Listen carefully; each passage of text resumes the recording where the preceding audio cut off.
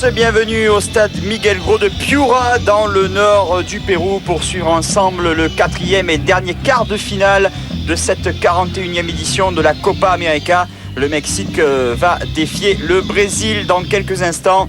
Des Mexicains qui ont fait une excellente impression en match de poule. Ils sont sortis en tête du groupe de la Muerte, comme on le surnommait, le groupe B, avec notamment l'Argentine, l'Équateur et l'Uruguay. Les Mexicains sont toujours invaincus dans cette Copa América, ce qui n'est pas le cas du Brésil. Les Brésiliens, qui restaient sur 2 victoires, ont chuté lors de leur dernier match de poule face à la sélection des moins de 23 ans du Paraguay. 2-1 en faveur du Paraguay. Samuel Lobé, bonjour. Bonjour. Mexique-Brésil, a priori, les quintuples champions du monde partent favoris, mais il faut savoir que les Brésiliens restent sur 6 matchs sans défaite face aux Brésiliens, 4 victoires, 2 nuls. Alors, on se demande qui est le favori dans ce dernier quart de finale. Sur ce qu'on a vu sur la Copa, on aurait tendance à penser que c'est le Mexique, mais le Brésil, ça reste une très très grosse nation de football qui produit de très bons joueurs. Donc s'ils élèvent leur niveau de jeu, ils devraient normalement se qualifier, mais on a vu très peu de jeu de leur part, très peu de lions. Alors est-ce qu'on va retrouver ça ce soir? Ça m'étonnerait qu'on retrouve ça sur cette rencontre, mais il faut que les individualités élèvent leur niveau de jeu. Alors, il y a peut-être un paramètre qui va jouer dans ce match, c'est que les Brésiliens ont disputé leurs 3 matchs de poule à Arequipa, en altitude, à plus de 2300 mètres. Cette fois, ils sont de retour à Piura, donc quasiment au niveau de la mer. Donc peut-être que les Brésiliens vont trouver un second souffle dans cette compétition. Ça peut jouer, on va voir ça un peu dès le début du match. Ils arrivent à faire des longues courses, à enchaîner beaucoup de mouvements dans leur jeu. Mais on le saura qu'une fois le match démarré. La dernière défaite du Brésil du Mexique face au Brésil remonte au 14 juillet 99. C'était lors de la Copa América remportée par les Brésiliens. Et depuis, donc, les Mexicains sont invaincus face au Brésil. 4 victoires et 2 nuls. 32e confrontation entre ces deux formations. Les Brésiliens ont tout de même remporté 18 victoires, concédé 6 nuls et perdu 7 matchs. C'est monsieur Oscar Ruiz, le Colombien, qui donne le coup d'envoi de ce dernier quart de finale de la Copa América. Mexique-Brésil, avec des Mexicains qui partent légèrement favoris, mais attention aux Brésiliens. Rapidement, la composition des équipes, Samuel, avec le retour d'Alex, notamment côté brésilien. Oui, le Brésil toujours avec João Eluizao dans l'axe, Maicon à droite qui remplace Mancini, comme c'était le cas contre le Paraguay. À gauche, Gustavo Neri, Renato dans l'axe. À droite, Kleberson, à gauche, Edu, 3 récupérateurs. Alex en numéro 10, chargé d'alimenter Adriano et Luis Fabiano, c'est-à-dire un 4-3-1-2, si on peut dire. Composition un peu plus défensive pour Ricardo Lavolpe, le sélectionneur argentin de cette équipe du Mexique. Lui, il part en 4-4-2 avec Marquez Davino dans l'axe, Briceno à gauche, Carmona à droite, 2 récupérateurs, Pardo et Torrado. Sur le côté droit, Extavio Valdés, à gauche, Ricardo Osorio, et devant, Adolfo Bautista, le seul attaquant pratiquement, puisque Jesus Arellano est plus un 9,5, je dirais, un joueur capable de partir de derrière. Ouais, donc c'est quasiment un 4-5-1 mis en place par Ricardo Lavolpe pour essayer de contrer justement la puissance des 2 attaquants brésiliens, Luis Fabiano et Adriano, qui peuvent faire la différence à tout moment. Première incursion de Kleberson, le seul et unique champion du monde en titre dans cette Célestin, fortement remanié par Carlos Alberto Parreira, puisqu'il a fait de cette Copa América une sorte de laboratoire pour tester plusieurs jeunes joueurs en vue de la Coupe du Monde 2006, où le Brésil espère bien entendu défendre son titre de champion, puisque vous le savez, depuis donc la réforme du règlement, le tenant du titre n'est plus qualifié directement pour la phase finale de la Coupe du Monde. Ils doivent passer par les éliminatoires, et ça tombe bien, les Brésiliens sont en tête des éliminatoires zone sud-américaine après 7 journées. Ils vont chercher très haut les Mexicains, ces joueurs brésiliens. Ils ne laissent pas développer leur jeu qui est fait en redoublement de passes pour fatiguer l'adversaire. Ils empêchent de faire ces redoublements de passes. C'est pas ce qu'ils aiment dans le milieu de terrain, on le voit. Ils vont chercher très haut. Les Brésiliens donc, qui ont été totalement transparents lors du dernier match du groupe C face au Paraguay. Défaite logique, Samuel, 2-1, même s'il y a eu Un but exceptionnel de Luis Fabiano. Ouais, sur l'ensemble du match, ça paraissait logique, ça leur pendait au nez vu la qualité de jeu qu'ils avaient affichée depuis le début de ce tournoi. Il y avait très peu de jeu. Première intervention d'Osvaldo Sanchez. Mais là, ils ont l'air en jambes, hein, les Brésiliens. On a vu que personne s'engager. Là, on a vu Luis Fabiano sur le côté droit. Ils ont l'air tranchants. Je crois qu'ils veulent se racheter par rapport à la prestation qu'ils ont pu faire et la défaite contre le Paraguay.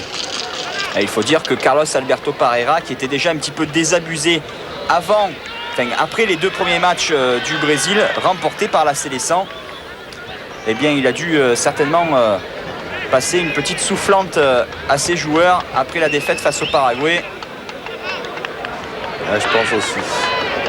Parreira qui fêtait lors de ce match face au Paraguay son 30e anniversaire en tant qu'entraîneur. Il a débuté sa carrière d'entraîneur en 74 avec un match de championnat du Brésil. Il entraînait alors la formation de Fluminense. Et Fluminense avait concédé un résultat nul, 1 but partout. Bon centre de Gustavo Neri. Et ce sera le premier corner du match en faveur du Brésil. Je crois qu'il a voulu rééquilibrer en faisant jouer Maicon à droite, qui est peut-être moins offensif que Paulette Mancini, parce qu'il sait qu'il a déjà Gustavo Neri à gauche qui monte énormément. Donc je pense qu'il a voulu mettre à droite quelqu'un qui soit vraiment un pur défenseur et capable de rentrer à l'intérieur quand Neri déborde sur son côté gauche. On trouve le pied gauche d'Alex au premier poteau, la première parade d'Osvaldo Sanchez qui a détourné ce ballon sur la transversale. On a l'impression que c'est une tête de Juan. Ils sont partis, comme on l'a dit, très très fort ces Brésiliens. On voit il y a beaucoup de monde. Ah oui, c'est Juan qui... bien aidé également par Brizeno. La balle, elle est déviée. Heureusement, je pense, sur le Mexicain, parce que sinon, elle prenait le chemin du but. Là, elle a pris la transversale. Il y a également eu donc la parade d'Osvaldo Sanchez. Ouais, qui était bien sur la trajectoire. Et première donc grosse occasion en faveur du Brésil, que l'on retrouve à l'attaque avec Gustavo Neri qui est passé. Le centre de Gustavo Neri et encore la défense mexicaine qui se dégage difficilement. Ça va revenir, Cléberson au second poteau. Ah là, ils sont sous pression les Mexicains. Ah, puis ils sont beaucoup plus en jambes les Brésiliens. Ah oui, ils mordent dans ce ballon. Comme vous l'avez dit, il y a dû avoir une soufflante après le match contre le Paraguay. Parce que c'est vrai que quand on porte ce maillot, la sélection brésilienne, on se doit quand même d'être performant et puis de battre des nations comme le Paraguay, je pense. Même s'il n'y a plus de petites nations aujourd'hui. C'est en plus la sélection des moins de 23 ans du Paraguay. C'est ça, donc... Juste renforcé par 3 joueurs d'expérience, Gamara, Paredes et Justo Villar, le gardien. Le vainqueur de ce dernier quart de finale affrontera justement l'Uruguay, tombeur du Paraguay. En quart, 3-1. Les Uruguayens qui ont encore terminé la rencontre à 10. Ça, c'est normal. Ça devient une habitude de ces Uruguayens. Avec notamment donc l'expulsion de Gustavo Valera en seconde période. Et il a fallu un doublé de Dario Silva pour offrir la victoire à la Céleste. La première demi-finale opposera l'Argentine au tenant du titre, la Colombie. Ils ont plus de mal, le Mexique, à mettre leur jeu en place que ce qu'ils nous ont montré dans les rencontres précédentes. Ils nous avaient vraiment enthousiasmés par la qualité de leur jeu. Et là, c'est vrai qu'ils tombent sur un bloc brésilien qui ne veut pas céder de terrain. Ricardo Lavolpe qui a pris en charge cette sélection mexicaine le 23 octobre 2002. Premier centre, c'est trop pour la tête de Pavel Pardo, buteur face à l'Uruguay. Mexicains qui ont concédé un match nul, 2 buts partout. Il y a une petite différence de fait côté mexicain par un joueur qui était venu de derrière. Alors comme Adriano et Fabiano ne défendent pas trop, ça peut être là la clé pour le Mexique. Les joueurs qui s'engagent en venant derrière, comme Marquez qui est assez adroit avec le ballon. Attention également à cet attaquant puissant, Adolfo Bautista, auteur d'un but magnifique face à l'Équateur. Ouais, c'est un très bon joueur, capable de garder le ballon, capable de prendre les espaces. Bautista, attaquant de Monterrey. Et justement, il oblige Luisan, le jeune défenseur de Benfica, à concéder un premier corner.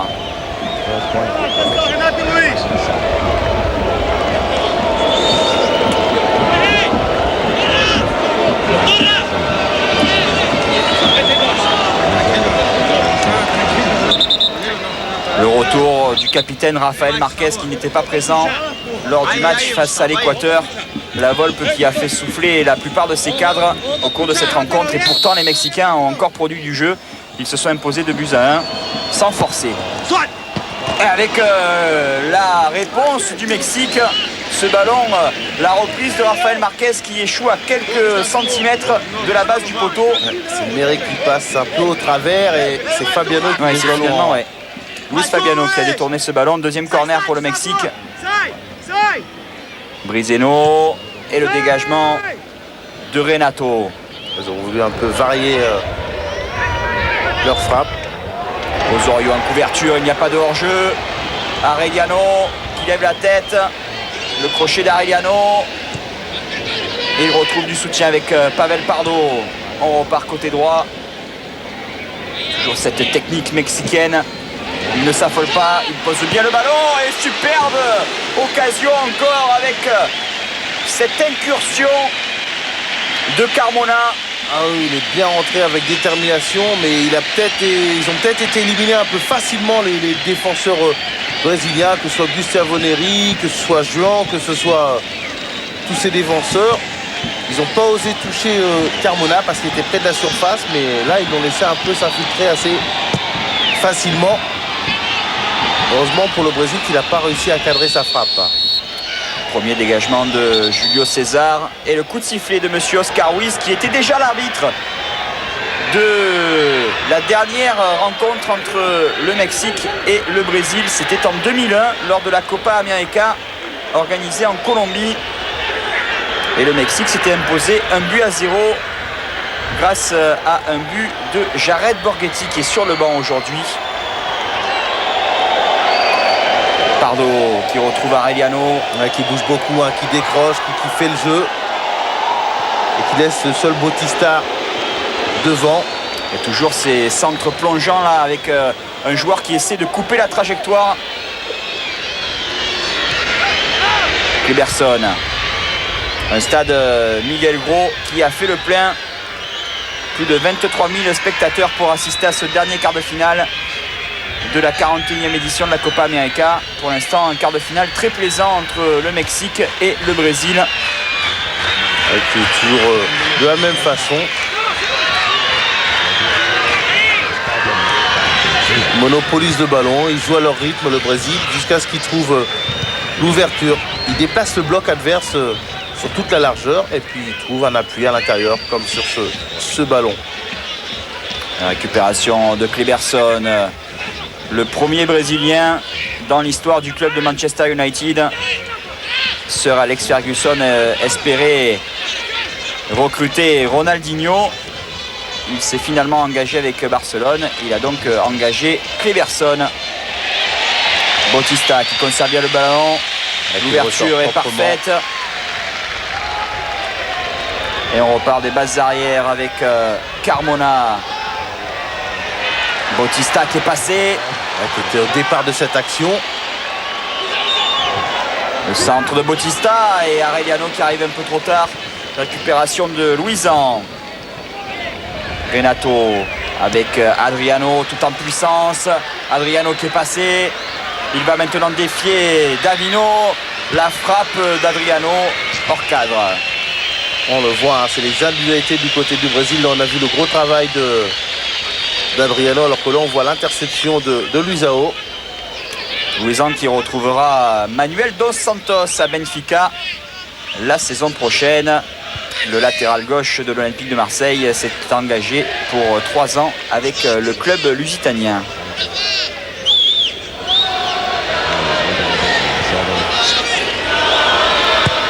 Dégagement d'Osvaldo Sanchez, renvoyé par la tête de Juan. Alors c'est la sélection B du Brésil, mais il y a tout de même d'excellents joueurs dans cette équipe. Ouais, alors que je sais toujours pas, j'allais dire qu'il n'a pas touché le ballon, il vient de faire une déviation. J'ai pas vu Alex encore avec le ballon. J'ai vu un peu Kleberson, j'ai vu tous les milieux de terrain, mais Alex... Le voici Alex, le petit numéro 10 de Cruzeiro. Première ouverture et il faut une intervention magistrale de Rafael Marquez pour concéder un corner. Ouais, il était arrêté, il a cherché dans le dos de la défense. Il a bien vu, je sais pas, Fabiano. Non, c'était Adriano, je sais pas si c'est Adriano ou Fabiano. Il a bien vu l'attaquant s'engager. Ah, il a dû vous entendre Alex. Hein. Exactement, et là il a mis bien distingué. Ouais, c'était Adriano, très actif depuis le début de la partie. Il lui a mis un bon ballon dans le dos de la défense. Et il a fallu toute la maestrade de Marquez pour enrayer cette action. Encore un Brésilien qui reprend ce ballon de la tête, en l'occurrence Adriano, auteur de 3 buts. Ouais, on a l'impression qu'il boite un peu Adriano. Je sais pas si c'est un peu blessé sur une action, sur une frappe ou sur une course. Adriano, jeune attaquant qui évolue dans le Calcio au sein du club de l'Inter Milan. En fait, il a connu 2 clubs lors de la saison 2003-2004. Il avait inscrit 8 buts en 9 matchs avec Parme avant d'être transféré à l'Inter. Car Parme a bien entendu connu de graves problèmes financiers au cours de cette saison suite au scandale de la Parmalat, principal actionnaire du club italien. Osorio qui retrouve du soutien avec Torrado. On repart côté droit. Carmona. C'est vrai que c'est là que peut se faire la différence du côté du Mexique parce qu'il y a 3 joueurs qui ne travaillent absolument pas. Frappe un peu trop écrasée de la part de Pavel Pardo. Du côté brésilien dans les tâches défensives, c'est Alex et les 2 attaquants. Donc s'ils s'engagent sur les côtés, les joueurs mexicains, ils ont le temps de venir percuter les milieux de terrain brésiliens que sont Edu, Kleberson et Renato, milieu défensif. Et ils peuvent trouver le surnom. Le plus 1, je dirais, sur les côtés. Nouveau dégagement de Julio César, le gardien de Flamengo. Alex qui a essayé encore de retrouver Luis Fabiano. La récupération d'Edu, superbe ouverture encore et contrôle de la poitrine un peu trop long de Luis Fabiano. Là, c'était très difficile à faire, mais il y avait un jeu rapide vers l'avant de la part de Edu qui avait bien vu l'appel de Fabiano.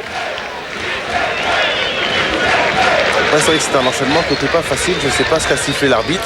Faute justement de Luis Fabiano. Pied en avant. Pas évident parce qu'il n'a pas touché le ballon. C'était pas trop... On était loin de l'action à Fabiano. Ouais.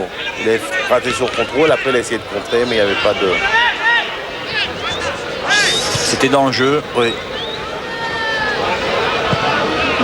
Le Mexique peut se relancer avec cette transversale d'Osorio. Première montée de Davino qui s'appuie sur Bautista. Pardo. Ouais, ça y est, ils ont resserré les lignes, hein, les Brésiliens. La récupération de Luis Fabiano qui amène un contre. L'arrivée de Maicon qui retrouve Renato. Joueur de Santos qui écarte côté gauche vers Gustavo Neri. Donc, je vois un peu en... Toujours la tête levée Gustavo Neri pour essayer de trouver un partenaire démarqué. Latéral gauche très élégant. Et il s'engage énormément sur son côté alors que là on avait vu un bon enchaînement de Alex, un bon dribble. Alex qui a justement porté le maillot de Parme il y a quelques saisons. N'avait pas réussi à s'imposer dans le club italien et il est retourné au Brésil. Auparavant, il évoluait à Palmeiras. Maintenant, il joue dans le club de Cruzeiro Belo Horizonte. Club qui a réalisé le doublé Coupe Championnat la saison dernière. Et club où évoluait également Maicon qui s'est engagé à l'intersaison avec l'AS Monaco. Récupération d'Edu. On écarte le centre de Luisan, dégagé par la défense mexicaine. Ah, il récupère les ballons beaucoup plus haut maintenant, les Brésiliens. La déviation de Luis Fabiano, c'est bien fait pour Kleberson. Le centre de Kleberson au second poteau, il y a du monde avec la bonne tête, ça passe au-dessus. Superbe tentative encore de Juan qui était resté aux avant-postes. Ouais, il y avait du monde au second poteau. Kleberson a bien levé ce ballon. On le voit, il cherche bien le second poteau. Ah oui, là, il vient. Il est en mouvement. Juan. Et là, il va prendre le dessus. Déjà buteur face au Paraguay. Jeune défenseur qui évolue au sein du Bayer Leverkusen en Allemagne. Ouais, ça se rapproche pour ces Brésiliens. Et surtout, Samuel, les Brésiliens remportent la majeure partie des duels dans la défense mexicaine. Juan le retrouve cette fois avec cette belle intervention défensive. Maicon.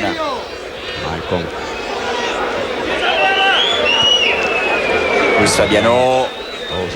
Toujours cette splendide couverture de balle pour l'ancien attaquant du Stade Rennais. Le 1-2 fonctionne, Maicon. Et il bute sur Rafael Marquez. Toujours en décrochage un peu, c'est Fabiano. Intervention de Pardo. Fabiano réclamait un coup franc. Et on assiste maintenant à un contre mexicain avec toujours Bautista. Qui arrive bien à prendre des espaces sur le côté. Centre de Bautista. L'arrivée de Carmona. Le crochet n'a pas fonctionné. Bonne défense de Gustavo Neri. Edu. C'est là qu'il faut qu'ils aillent vite, les Brésiliens. Il n'y a pas de temps mort dans ce début de match pour l'instant. Incursion de Gustavo Neri qui retrouve Alex, ou plutôt Adriano. Bon centre d'Adriano et Luis Fabiano qui a failli reprendre ce ballon. Ouais, il a été dévié par un défenseur mexicain. Le dégagement de Davino. Ah là, ils n'arrivent absolument pas à développer leur jeu. Les Mexicains ils sont étouffés par la technique brésilienne. Et ils ne font que courir après le ballon. Et ils font des fautes pour enrayer la marche en avant des Brésiliens. Gerardo Torrado sur Edu.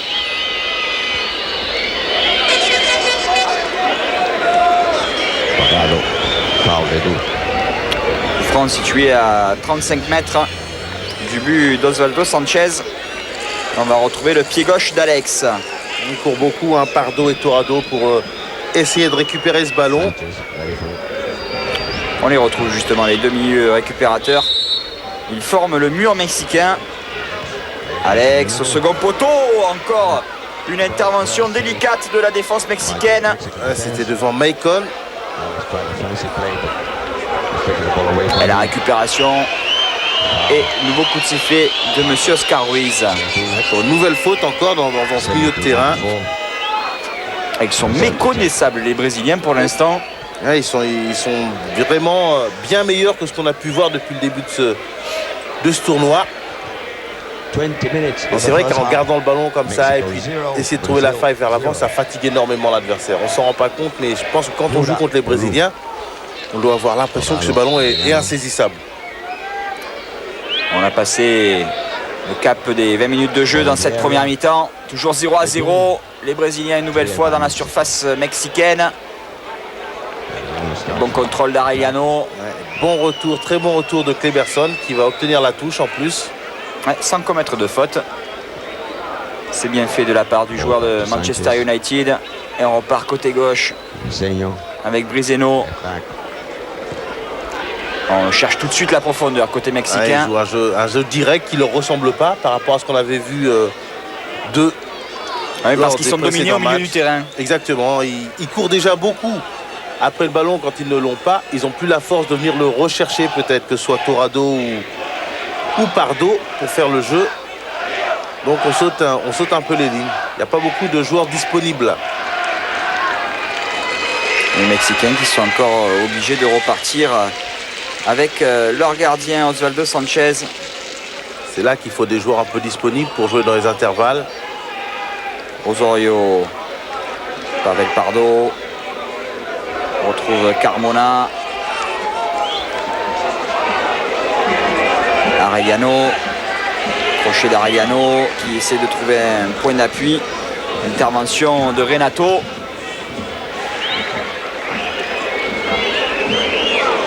Ils sont vraiment en difficulté là. Ils ont du mal à trouver les joueurs dans l'intervalle pour pouvoir développer du jeu. Bon pressing brésilien. Bautista devancé par la tête de Edu. Et nouvelle récupération de la Célestin avec Maicon. Juan. Il trouve facilement les joueurs dans l'espace. Il y a beaucoup de joueurs disponibles pour le porteur du ballon. Renato. Un appui avec Edu. Cleverson qui laisse passer le ballon jusqu'à Maicon. Ils ont démarré côté gauche pour finir côté droit. On voit beaucoup plus de jeux, des appels, de la présence au milieu du terrain. Oui, que ce qu'on a pu voir notamment contre le Paraguay. On ne sait pas s'ils étaient véritablement gênés par l'altitude à Arequipa. En tout cas, ce n'est plus la même équipe du Brésil.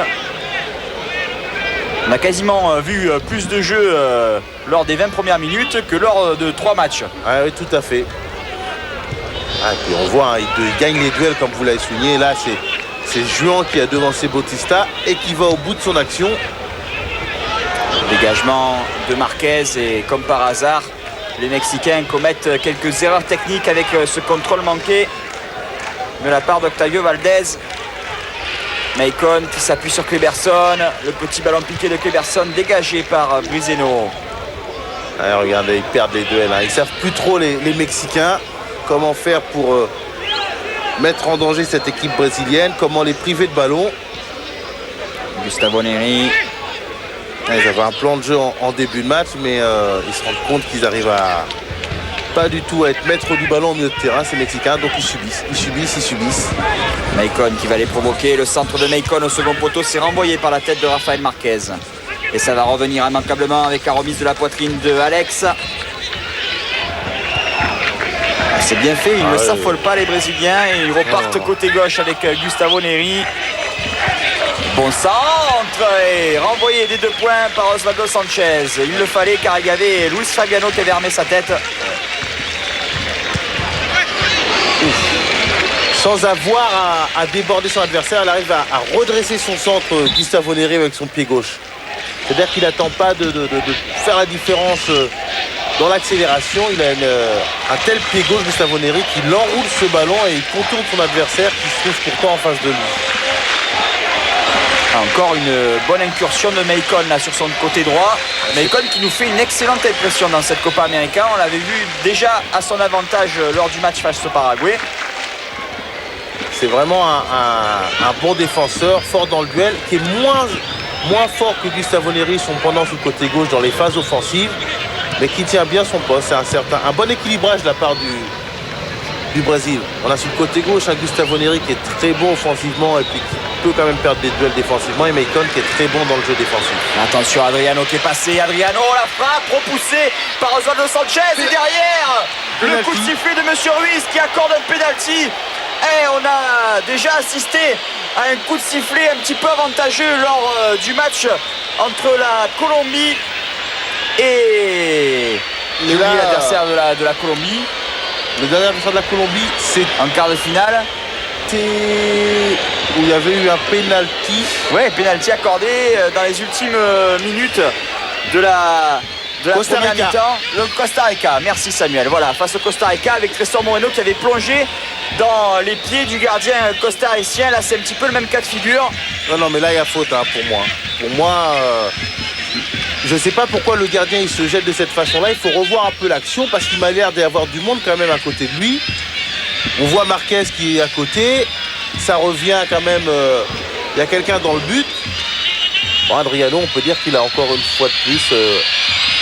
Comme tous les attaquants, il a provoqué, il a cherché le penalty, il l'a obtenu. Ouais, la puissance d'Adriano qui a fait la différence. Et c'est Alex qui va défier Osvaldo Sanchez. Monsieur Ruiz, en tout cas, a pris sa décision. On a vu sur les différents ralentis qu'il y avait bien faute d'Osvaldo Sanchez, le gardien mexicain, sur Adriano. Penalty logique donc que va essayer de transformer le capitaine de la Célestin, Alex, le joueur de Cruzeiro.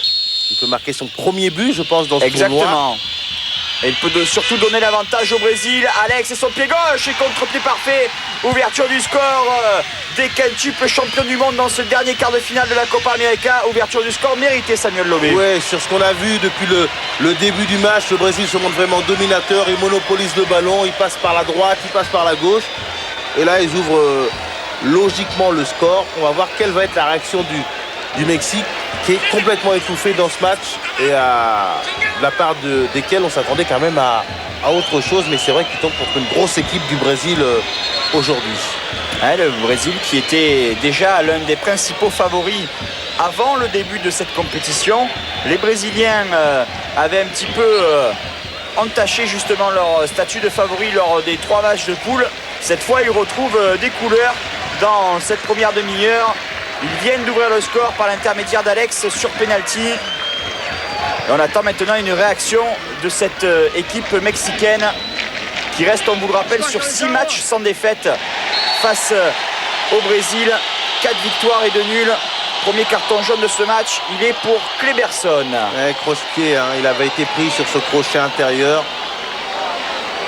Sur cette feinte, il fait semblant de rentrer à l'intérieur. Et là, derrière le pied d'appui, carton tout à fait mérité pour Kleberson, qui va maintenant être en danger dans les phases défensives.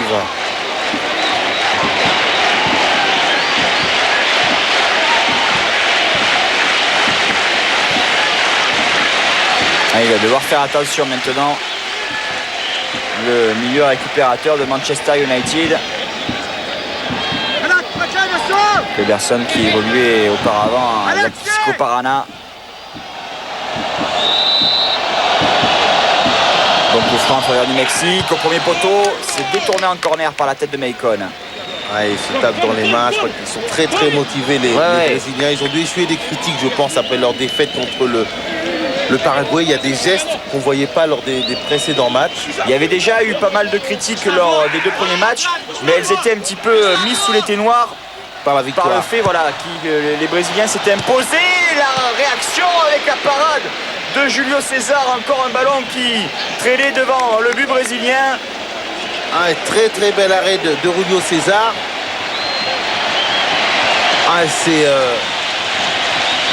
C'est Maicon qui a failli marquer contre son camp.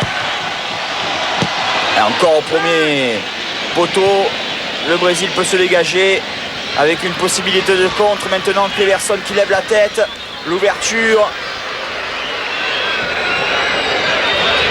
Et c'est trop profond là. Ouais, mais c'était bien joué. Hein. C'était Maicon qui avait, Maicon, oui, c'est ça. Qui avait traversé le terrain et Gustavo Neri qui l'avait accompagné. Et la récupération derrière de Maicon. Tout de suite, il se replace et il récupère le ballon. Mais on le voit, hein, dès qu'il récupère le Brésil, il y a la volonté d'aller vers l'avant et d'aller très vite vers l'avant pour faire mal à l'adversaire. Alex, auteur de son premier but dans cette Copa América. Contre-pied parfait sur ce penalty. Encore une belle ouverture d'Alex pour Luis Fabiano. La remise pour Adriano. Adriano la frappe et la parade de Sanchez. C'est pas terminé avec la reprise en pivot des Doux. Repoussé par Torrado. Oh, quelle action des Brésiliens. On a vu Alex à la baguette. Enfin dans le rôle dans lequel on veut le voir. En passeur presque décisif. Il a mis un bon ballon dans la profondeur à Luis Fabiano. On s'attendait à ce qu'il frappe dans la foulée et il a bien senti Adriano arriver dans son dos. Il lui a bien décalé ce ballon. Adriano qui protège bien son ballon et qui frappe en force. Il n'a pas essayé de chercher le second poteau en enroulant. Peut-être qu'il aurait été plus heureux en tentant ce geste, mais il a fait une belle frappe. De Sanchez. Il a fait un bel arrêt aussi. Ils sont présents, les Brésiliens. Un peu comme un gardien de handball. Il s'est plié un peu sur ses appuis pour contrer la balle du pied. On vient de passer la demi-heure de jeu dans cette première mi-temps. 1-0 en faveur du Brésil. On a vu que Julio Davino, défenseur central mexicain, a écopé d'un carton jaune, certainement justement pour protestation sur le pénalty accordé par l'arbitre colombien Oscar Ruiz. Pénalty transformé par Alex, le capitaine de la Sélection.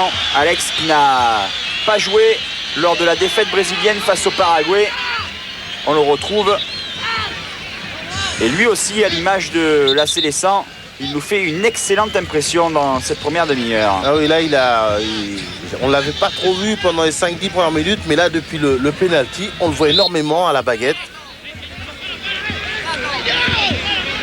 Il demande les ballons et il orchestre un peu ce jeu brésilien.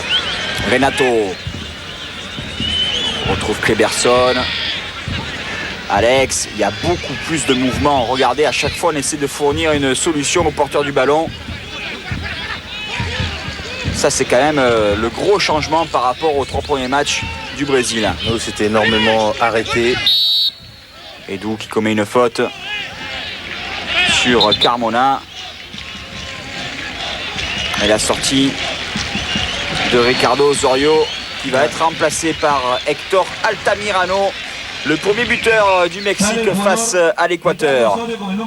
Altamirano qui avait justement transformé un penalty. Ouais, je ne sais pas comment il s'est blessé, Osorio, sur quelle action.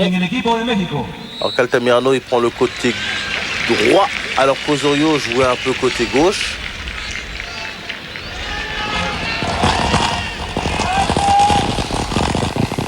On va retrouver nos 2 chevelus du Mexique. Exactement. Arellano et Altamirano qui ont un petit peu le même physique. Altamirano il s'est tout de suite placé, oui, côté droit. Adriano qui est encore passé.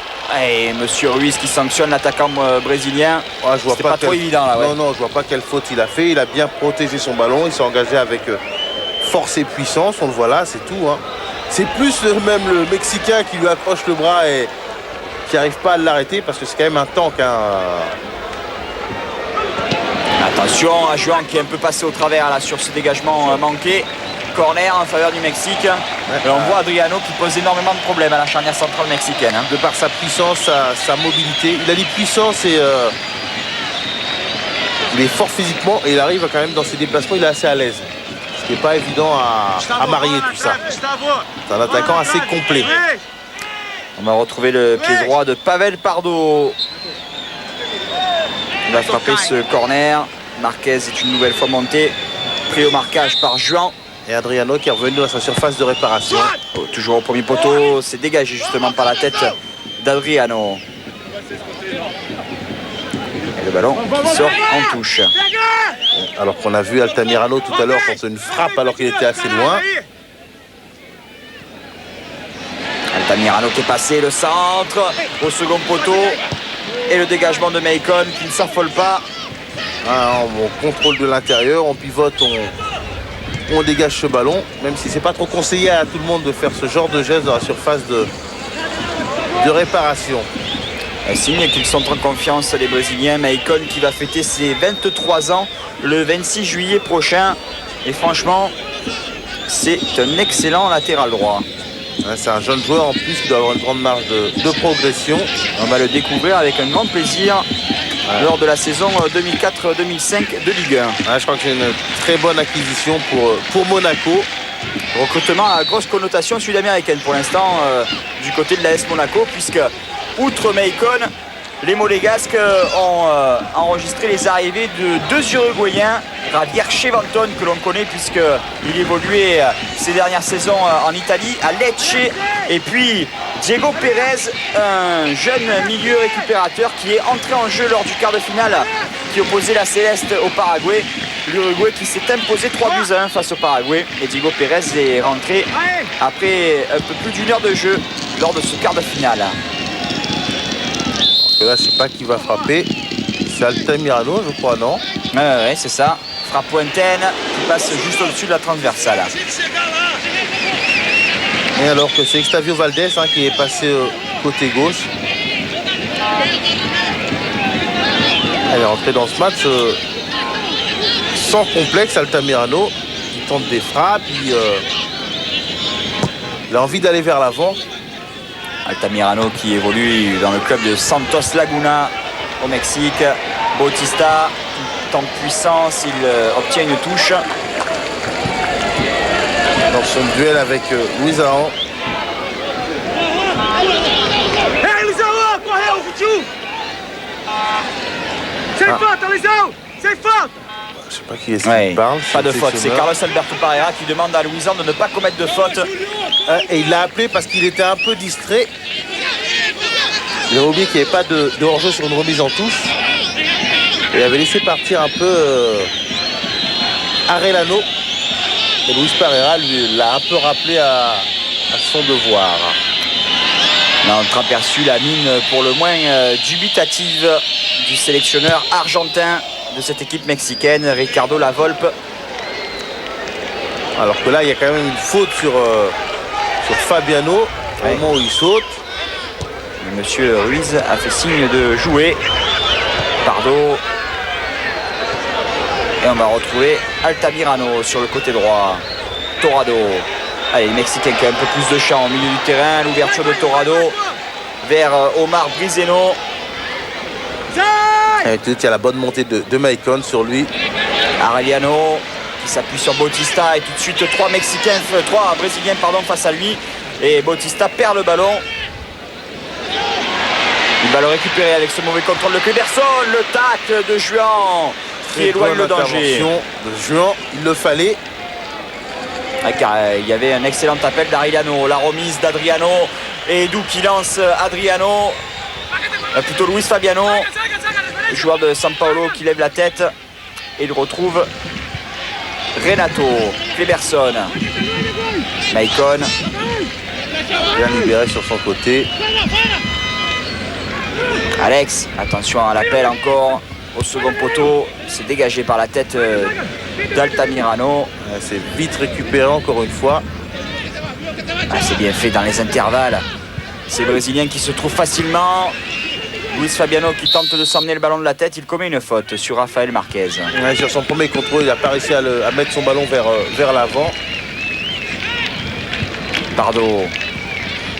Les Mexicains qui essaient d'emballer un petit peu le match. Ils commettent tout de même pas mal d'erreurs techniques au milieu du terrain. Ça risque de leur coûter cher car les Brésiliens sont en forme. Ils sont privés de ballon totalement ces Mexicains. Et quand ils l'ont, comme vous l'avez souligné, ils le perdent vraiment trop rapidement.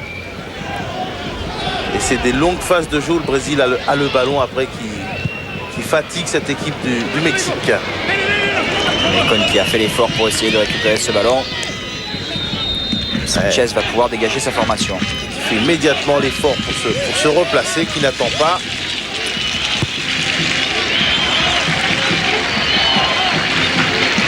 Et Maicon, il risque lui aussi de marquer pas mal de points en vue de la Coupe du Monde 2006 qui se disputera en Allemagne. Car il faut assurer la relève derrière Cafu et Roberto Carlos, les deux intouchables, qui mettront très certainement un terme à leur carrière internationale après la Coupe du Monde 2006. Mais quel âge il a déjà, Cafu? 35, 36 ans? Ouais. Il lui faut quand même une... il a bien 34. Il lui faut une doublure de qualité quand même pour le Mondial 2006. En espérant pour lui qu'il soit aussi performant en 2006 qu'il ne l'est cette saison. Et avec l'âge, c'est pas évident non plus. Encore au premier poteau. Torrado qui va pouvoir dégager sa formation. Le 1-2. Pardo. Tout de suite, ils mettent la pression les Brésiliens pour empêcher les Mexicains d'enchaîner. Carmona. Et ça y est. Par Renato. Et ça y est, ils ont stoppé l'élan des Mexicains. Ils ont brisé l'action. Monsieur Ruiz, il est pour le moins gentil avec les Mexicains. Parce qu'ils étaient vraiment mal engagés pour ressortir ce ballon. Et il leur a donné un bon coup franc qui leur permet de repartir. Parce que là, je ne vois pas trop quelle faute il y avait. Il n'y avait rien de la part de Renato.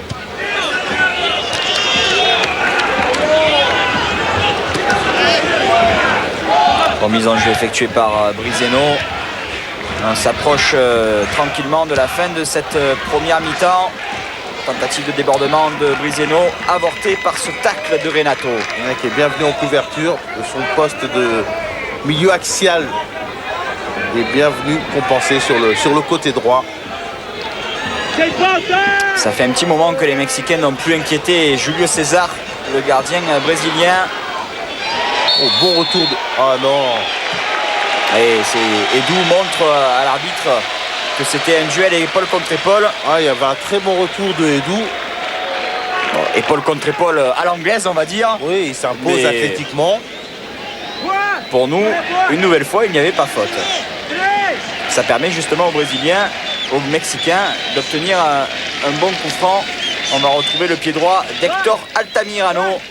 Comme ils n'y arrivent pas dans le jeu, ce genre de coup de pied arrêté peut constituer leurs meilleures occasions, comme on l'a vu sur les corners notamment.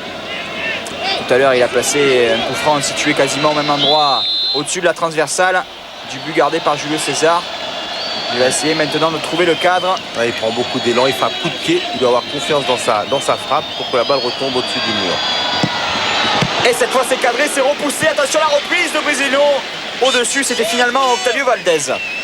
Ouais, et ben il a une très bonne frappe coup de pied, comme on peut le voir. Et il va falloir qu'il se méfie des coups de pied arrêtés. C'était superbe, hein, un peu à la Roberto Carlos. La même course également que Roberto Exactement. Carlos. Elle part vers l'extérieur, elle revient vers l'intérieur, cette balle. Frappe flottante. Ouais, il va falloir qu'ils se méfient des coups de pied arrêtés, les joueurs brésiliens, de ne pas en concéder trop près de leur but. Encore une belle intervention de Julio César qui espère lui aussi être présent lors de la phase finale de la Coupe du Monde 2006. Ouais, il fait un bon match, Julio César. Notamment l'intervention qu'il a eu à faire sur cette balle détournée vers son propre camp par Maicon. En mise en jeu trop longue de Maicon. Carmona. Les Mexicains qui sont passés à 3 derrière. 3-5-2 désormais. Il commence à prendre un peu plus de risques. Le dégagement de Luisan. Lui, il n'en prend pas des risques. Hein. Non, il a raison, c'est un défenseur rugueux, solide. Sans fioriture. Et Arellano qui va toujours se placer dans le dos de Luisan sur chaque touche. Brizeno qui retrouve Arellano. Fin de centre d'Arellano qui s'appuie une nouvelle fois sur Brizeno. C'est toujours dans un petit périmètre, ils ne parviennent pas à faire la différence. Peut-être là avec Bautista, toujours le contrôle de trop qui permet aux Brésiliens de fermer la porte. Mais je ne sais pas, je crois qu'il a sifflé coup franc alors qu'il avait déjà perdu le ballon, Bautista. Il avait déjà lâché le ballon. Je ne sais pas s'il a envie d'avoir un petit peu de compensation là, monsieur Ruiz. Ouais, ça fait quelques fois là qu'il accorde quelques coups francs généreux aux Mexicains. Ouais, quelques fautes qui n'y sont pas, du moins pour nous.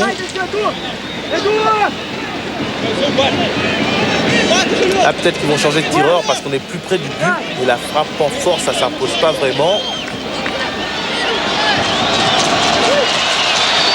Julio César s'apprête une nouvelle fois à être inquiété.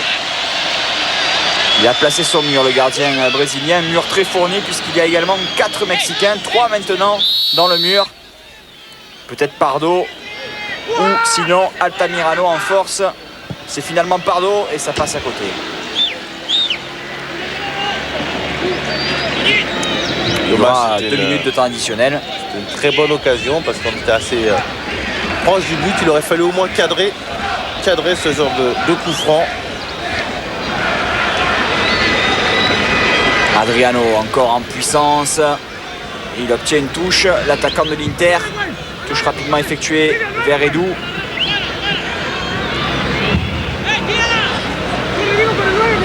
Et dès qu'ils sont pressés, les Mexicains, ils perdent rapidement le ballon. Ils sont mis sous pression parce que c'est parce qu'ils font beaucoup d'efforts à la récupération. Ils n'ont plus la lucidité voulue pour utiliser ce ballon.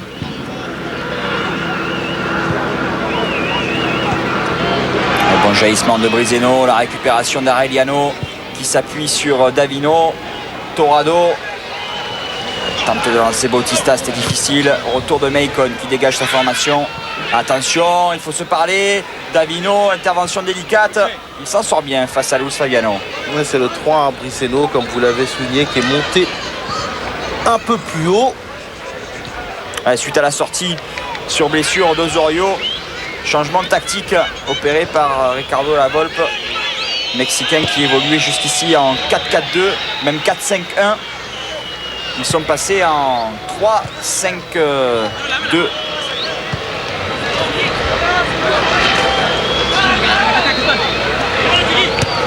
Avec Brizeno qui n'hésite pas, qui va un peu se montrer, qui va aller plus haut sur le terrain et qui va dédoubler avec...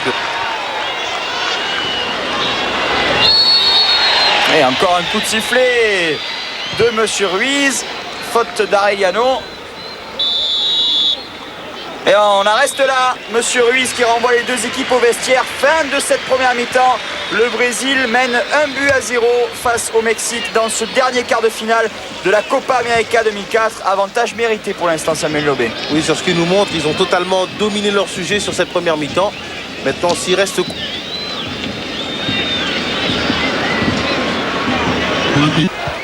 Il n'y a pas eu de changement opéré par les deux entraîneurs pendant la pause. A signaler tout de même que la Volpe a été obligée d'effectuer un premier changement dans ce match avec la sortie sur blessure de Ricardo Osorio en première période, remplacé par Héctor Altamirano. Et les Mexicains donnent le coup d'envoi de ce deuxième quart de finale, de ce dernier quart de finale. Le Brésil mène pour l'instant 1-0 face au Mexique. C'est tout de même une demi-surprise, Samuel, au vu de ce qu'ont produit les deux équipes depuis le début de cette Copa América. C'est vrai que si on regarde sur le tournoi, on s'attendait peut-être à ce que les Mexicains soient légèrement favoris. Mais on sait que le Brésil, c'est quand même une très très grande nation de football qui a été de maintes et maintes fois championne du monde. Donc ils sont capables sur leur qualité individuelle de se ressaisir à tout moment et c'est ce qu'ils font ce soir. Bon jaillissement de Kleberson, ballon récupéré par Altamirano.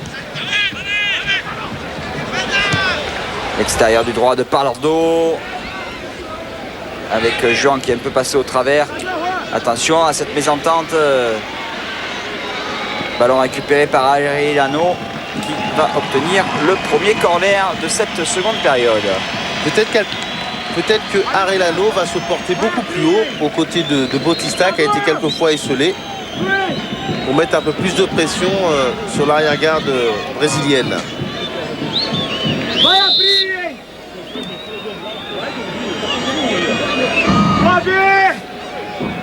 Nouvelle montée de Rafael Marquez, toujours le pied droit de Pardo. Ballon dégagé par la défense brésilienne. Kleberson qui amorce un contre. Bacon lancé comme une fusée, il a donné une solution.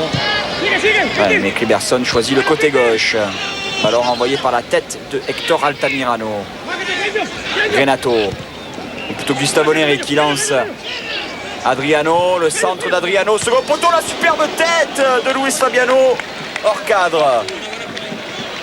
Ah, il peut se prendre la tête à deux mains, Luis Fabiano. Il avait encore une splendide occasion. Je ne sais pas s'il a été contré ou gêné. Ah oui, il était quand même en duel.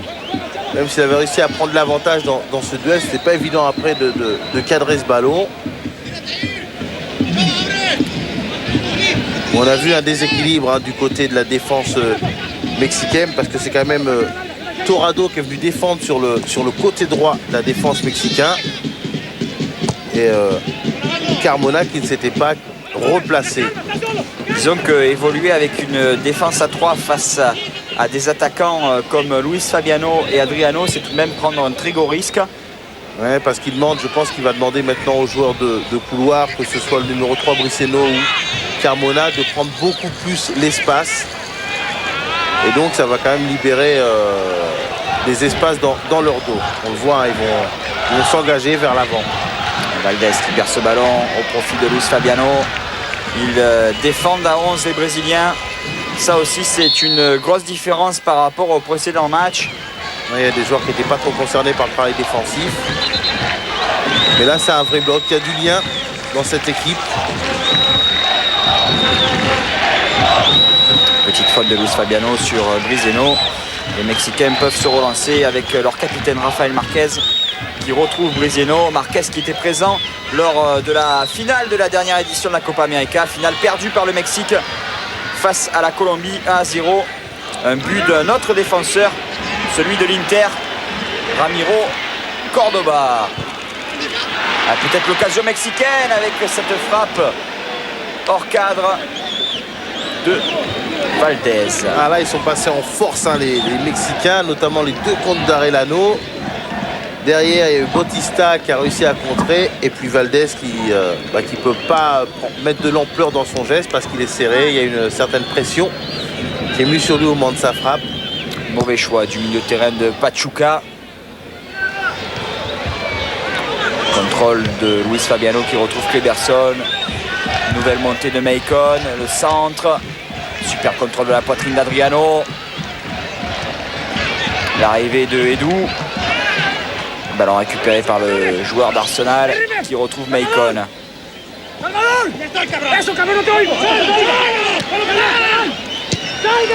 Dégagement de Davino. Et Bautista qui est un peu esselé. Il va obtenir un coup franc. Ah, il a bien protégé son ballon, il a obligé le joueur à faire la faute.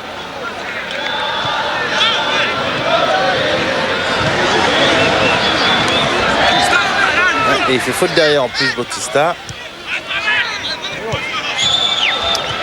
Le Mexique qui est invité dans cette Copa América. Pas de faute, Monsieur Ruiz était extrêmement bien placé. Les Mexicains sont invités depuis l'édition 93 où ils avaient terminé deuxième. Ils n'ont pas terminé plus loin que la 7e place. 7e place obtenue en 95, sinon ils ont fait 3e en 97, 3e en 99 et 2e en 2001.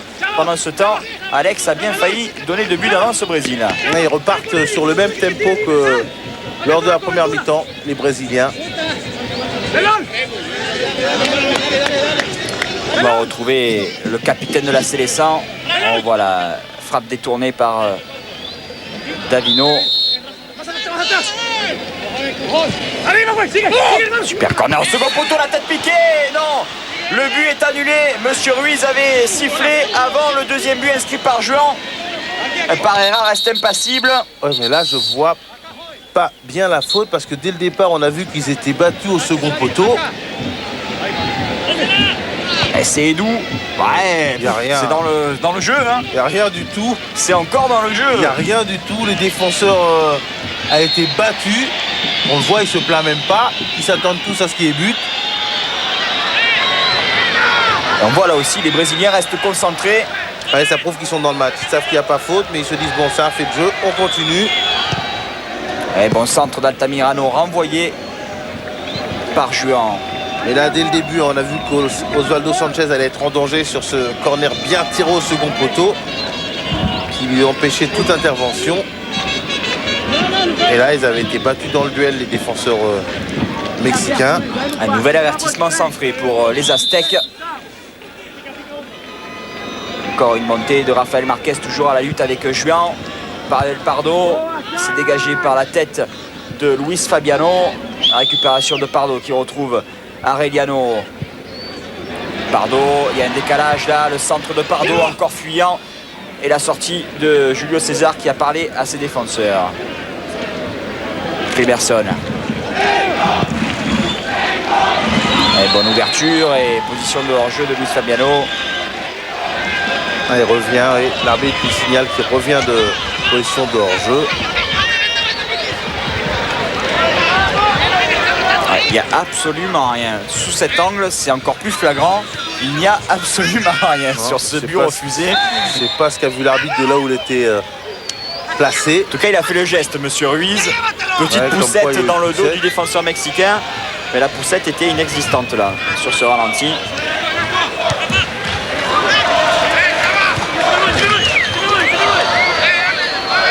En tout cas, les Brésiliens qui étaient favoris avant le début de cette compétition retrouvent un peu plus de couleurs et retrouvent surtout leur statut de favori au même titre que l'Argentine et la Colombie. Mais là, les Brésiliens se remettent un peu à défendre un peu trop bas. Il faut qu'ils remontent un peu que le bloc remonte pour défendre un peu plus haut pour ne pas concéder de coups francs qui pourraient être très dangereux.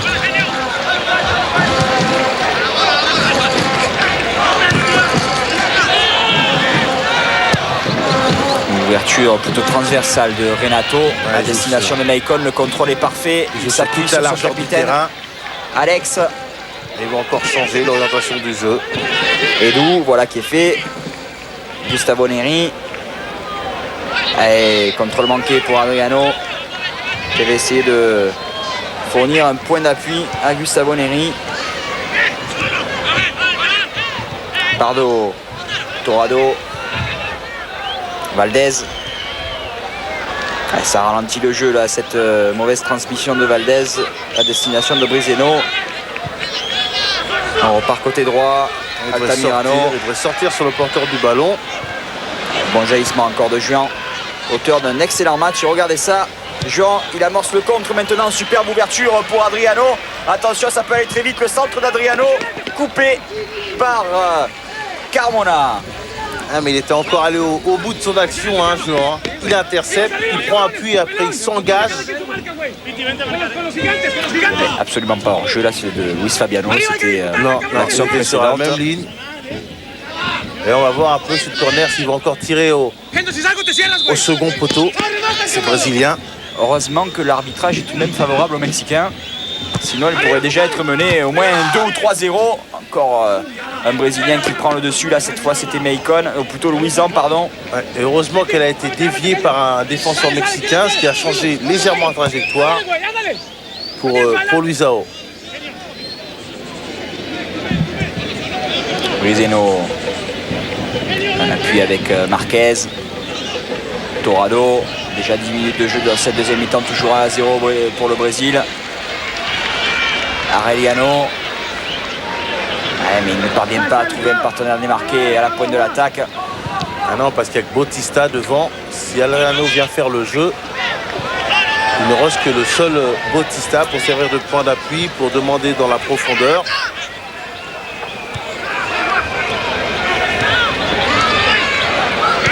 Arellano qui retrouve Rafael Marquez, monté aux avant-postes. Marquez qui perd le ballon au profit de Juan. Attention encore au contre brésilien avec une faute sur Luis Fabiano.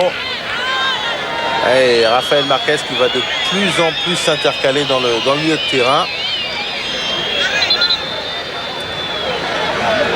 Rafael Marquez qui retrouvera son ancien coéquipier à l'AS Monaco, Ludovic Juli, qui s'est engagé avec le FC Barcelone durant l'intersaison.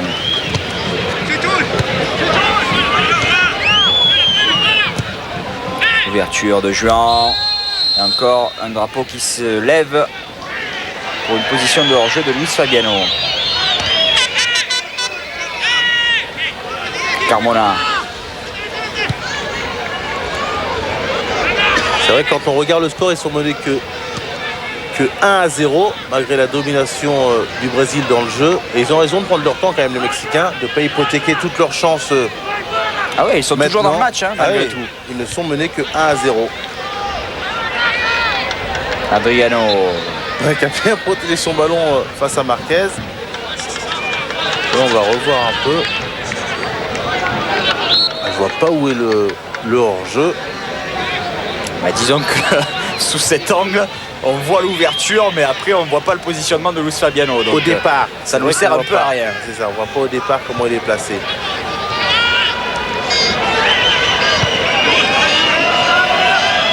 Juan retrouve Edu. Ouverture du gunner directement sur Altamirano. Il porte le ballon. Arellano. Un appui avec Torrado. Mais c'est arrêté pour l'instant. Ils sont clairement gênés par le dispositif défensif des Brésiliens qui récupèrent le ballon. Alex. Ils sont très compacts, les Brésiliens. Il demande à Maicon de s'engager, Alex. Alex, bon contrôle. Superbe ouverture, Adriano qui est passé. La frappe d'Adriano contrée. Et le ballon qui va mourir à quelques centimètres du poteau. Quelle ouverture de Luis Fabiano. De Alex, encore une fois. C'est Luis Fabiano avec son pied droit. C'était pas un angle évident à jouer. Il a attendu. C'est là. Et le gardien reste sur ses appuis. C'est ça qui gêne Luis Fabiano. Il peut pas super bon retour aussi de Carmona. Ouais, derrière, il y a un très bon retour de Carmona, mais c'est surtout le gardien qui reste bien sur ses appuis, qui ne donne pas d'ouverture à Luis Fabiano, qui est obligé d'attendre. Alex, toujours ses corners fuyants. Au second poteau, c'est récupéré par Juan. À la lutte avec Valdez. Juan qui a essayé d'effectuer un petit crochet en talonnade. Et il a obtenu un bon corner. Je pensais qu'il s'était contré tout seul. Ils sont joueurs, ces défenseurs brésiliens. Ouais, parce que là, ce petit truc qu'il a fait là, c'est pas évident du tout. On avait vu également un geste magnifique à peu près au même endroit du Colombien Jairo Patino. petit pont avec un râteau en talonnade. Le ballon renvoyé par la tête de Bautista.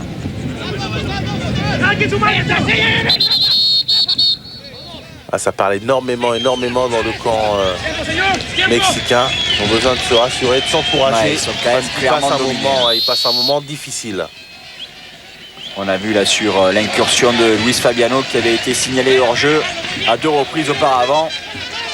Cette fois, il avait faussé compagnie à l'arrière-garde mexicaine.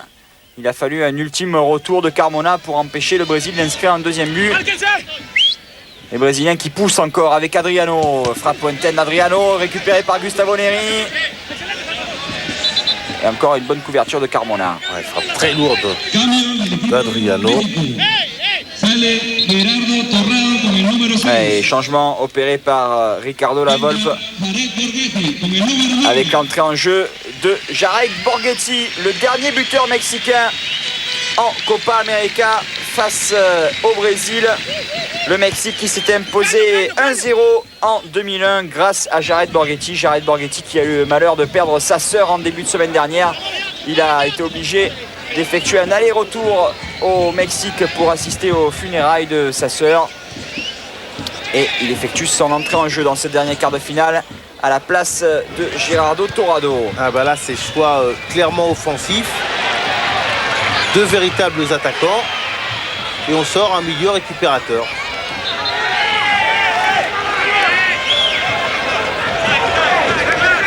Et il faut tenter maintenant le tout pour le tout côté mexicain.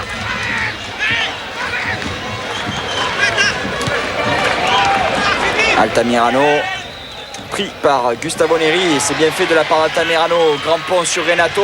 Rien du tout.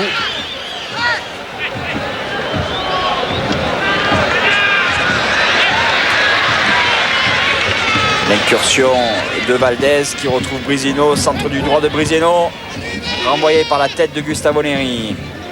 Attention à ce ballon qui traîne à la surface, Juan qui s'en sort en 2 temps. Récupération de Marquez qui écarte côté droit. Altamirano, encore un ballon repoussé par le dos de Gustavo Neri. Grosse pression mexicaine là. Une bonne intervention de Neri.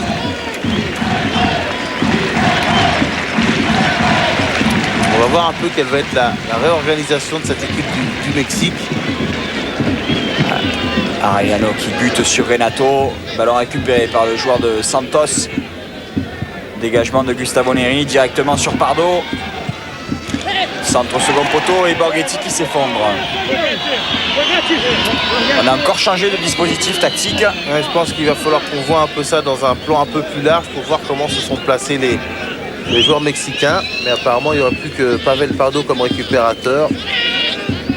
Valdez à gauche, Altamirano à droite et puis Arellano en soutien des 2 attaquants, Borghi et Bautista. Ouais, on est plus maintenant dans un dispositif 3-4-3 on va dire. On va voir un peu. Ouais, c'est bien fait encore de la part de Salvador Carmona qui ne s'affole pas. Il va même obtenir un coup franc pour ce tacle irrégulier d'Adriano. Ah, c'est Rafael Marquez qui est passé au milieu de terrain. Un petit peu quand ils ont le ballon. Carmona. En tout cas, Pavel Pardo est maintenant le seul récupérateur dans cette équipe mexicaine.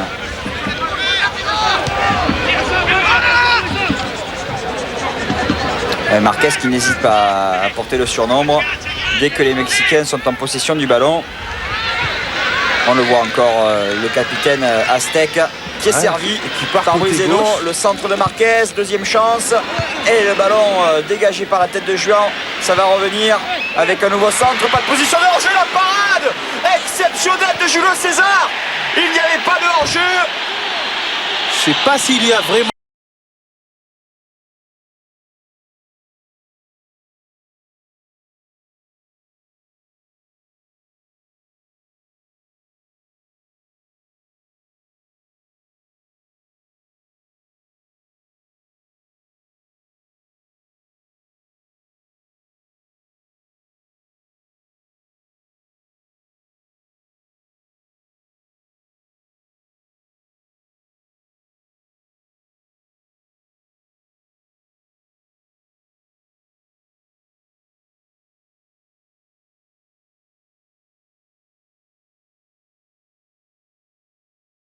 Bautista ou s'il a joué ce ballon un peu en dilettante. Ah mais quelle parade du gardien de Flamengo, Parce que avec Gustavo Neri qui lève le bras. il peut même la remettre à Borghetti, il peut la contrôler. Il a le temps de faire beaucoup de choses et je crois qu'il n'est pas hors jeu en plus au départ du ballon. En tout cas, il n'est pas signalé hors jeu, c'est le principal. Donc Bautista, s'il avait trompé la vigilance de Julio César, il aurait tout simplement remis les deux équipes à égalité. Il a fallu une intervention, un arrêt réflexe prodigieux du gardien de Flamengo. On en reste à 1-0 en faveur du Brésil. Ah, il est bien couvert. Hein, Il est sur la même ligne. Sur la même ligne au départ du ballon. Il a beau lever le bras, Gustavo Neri, il est C'est tout lui qui simplement remet en tout le retard. monde en jeu. Et derrière, l'occasion peut-être pour le Brésil avec la frappe qui passe au-dessus. Frappe de Kleberson. Oh, ça va très vite, hein. Les équipes se découvrent un peu. Notamment le Mexique.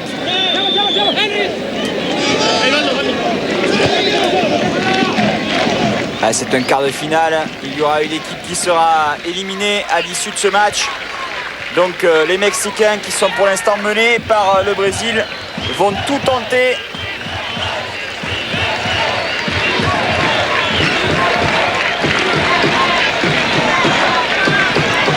Les Mexicains qui veulent éviter une 19e défaite face au Brésil. Et des Mexicains qui restent pour l'instant sur une belle série de 6 matchs sans défaite. Et sur ce coup de canon d'Adriano, les Brésiliens font le break. Superbe frappe à l'entrée de la surface du joueur de l'Inter. 4e but pour Adriano dans cette Copa América et surtout 2-0 en faveur du Brésil. Ouais, occasion pour le Mexique. Derrière, but du Brésil, mais surtout depuis un temps, il y avait Rafael Marquez qui avait un peu quitté son poste de défenseur central. Alors je ne sais pas si c'était voulu par son entraîneur ou s'il l'a fait de lui-même. Et on le voit tout de suite, le Brésil qui en profite. Mais là, il attend bien. Il y a un bon appel sur le côté gauche qui lui libère un espace pour la frappe. On voit Carmona, il part côté gauche et là, ça libère un espace pour Adriano qui frappe croisé, coup de pied très fort. Et ça fait 2-0 pour le Brésil. Et 4e but pour Adriano qui s'empare seul de la tête du classement des buteurs dans cette 41e édition de la Copa América. Mais je sais pas ce qui a pris à Rafael Marquez. Est-ce que c'est ce que lui a demandé son entraîneur de se porter pratiquement aux avant-postes comme il le fait actuellement? Est-ce que ça dégarnit vraiment? Adriano, attention au contre avec le départ de Kleberson côté droit, le centre en première intention dégagé par Davino. Ils sont aux abois les Mexicains, ils doivent faire attention car les Brésiliens sont en forme. Ils mènent 2-0 à un peu moins de 25 minutes de la fin de ce match. Mauvais contrôle de Borghetti.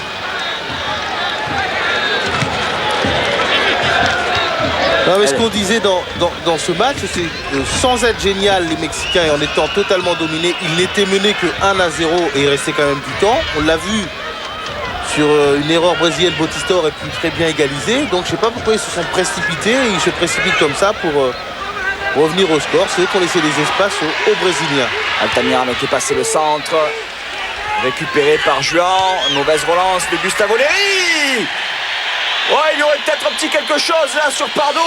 Car Neri n'a absolument pas joué le ballon. Ouais, mais là, je pense pas qu'il puisse siffler pénalty sur une... Ah non, il accorde un coup franc apparemment aux Brésiliens. Et il joue pas le ballon, Gustavo Neri, regardez. Ah, oui, il se met en opposition devant Pardo.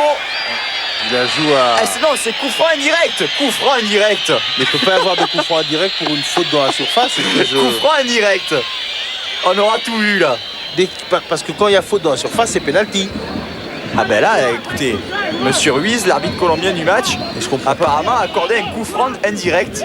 Et je comprends Ouais, même c'est ça, coup franc indirect. Alors là, c'est une grande première apparemment. Coup franc indirect dans la surface. Coup franc indirect dans la surface pour une faute obstruction flagrante quand même de Gustavo Neri. Mais je comprends pas Gustavo Neri pourquoi il fait cette faute, parce que derrière il y a un joueur brésilien en couverture. Gustavo Neri commet la faute à la limite, d'accord, mais Monsieur Ruiz là, pourquoi il accorde coup franc indirect? C'est ça, s'il fait quelque chose, ça faut nous expliquer là quand même. C'est vrai qu'il n'a pas été très à son avantage sur certaines décisions. Et la frappe est repoussée. La frappe est repoussée par les Brésiliens. On va peut-être en entendre parler de cette décision de Monsieur Ruiz, car les Mexicains avaient une splendide occasion de se relancer dans ce dernier quart de finale. Au final, ils sont toujours menés 2-0 par le Brésil. Coup franc c'est vrai qu'il y a une indirect. erreur. Là, il y a une erreur d'arbitrage, d'interprétation des règles. Monsieur Ruiz qui était déjà l'arbitre du dernier Mexique-Brésil en Copa América en 2001. Match remporté 1-0 par les Mexicains grâce à un but de Jared Borghetti. Cette fois, les Mexicains sont menés 2-0. Mais ils peuvent clairement en vouloir à Monsieur Ruiz là sur cette dernière décision. Ouais, c'est vrai qu'il a eu deux décisions qui n'ont pas été trop heureuses, si on peut dire ça comme ça. C'est déjà en refusant le but brésilien qui pour nous était tout à fait correct. Il n'y avait pas de poussée dans le dos sur ce que nous on a vu. Et puis là, il aurait dû, s'il fait faute, il aurait dû accorder un penalty Ah oui, c'est clair. aux Mexicains. À la Donc, limite, il peut ne pas siffler la siffler faute. faute contre le Mexicain, ce qui est quand même bon. On a vu que c'était Gustavo Neri là qui était vraiment fautif sur cette action. Mais après, Si. sanctionner le Brésilien et accorder un coup franc indirect, là, il y a une incohérence tout à qui fait fait part. logique. Attention derrière, encore à la puissance d'Adriano. Sanchez qui retrouve Carmona. Ouais, qui joue maintenant, qui couvre, qui joue dans l'axe. On ne sait plus trop du côté mexicain. Renato, Monsieur Ruiz laisse l'avantage. Ouais, c'est Bautista pour moi sur ce genre d'action qui n'a pas sauté, qui n'a pas joué le ballon. Altamirano qui retrouve Rafael Marquez, Carlos Alberto Pereira qui jette un coup d'œil à sa montre. Il reste un peu plus d'un quart d'heure à disputer dans ce quatrième quart de finale. 2-0 en faveur du Brésil. Il faut qu'il revienne maintenant. Ouverture d'Altamirano, détournée par la tête de Luisan. La récupération de Bautista dans la surface brésilienne. Petit crochet de Bautista. Et superbe intervention de Meikon qui va obtenir un coup franc. Ah, il est solide, hein, Meikon. On l'a vu sur ce duel. Solide sur ses appuis. Il a protégé son ballon. On le voit, c'est là. Hein. Et il oblige Bautista à faire faute. Non, on voit le but d'Adriano. Il profite de l'appel de Edu. Et là, il croise bien son tir. Edu qui amène bien toute cette défense sur le côté gauche. Ouais, surtout Carmona, hein, regardez. Voilà. Il lui ouvre un espace et c'est fini. C'est trop tard. La frappe flottante encore avec le rebond en plus. Juste devant Osvaldo Sanchez. Frappe imparable d'Adriano. Petit gris-gris de Luis Fabiano qui s'appuie sur son coéquipier au São Paulo Football Club, Gustavo Neri. Pas de faute, estime Monsieur Ruiz. Le crochet d'Arellano. Ouais.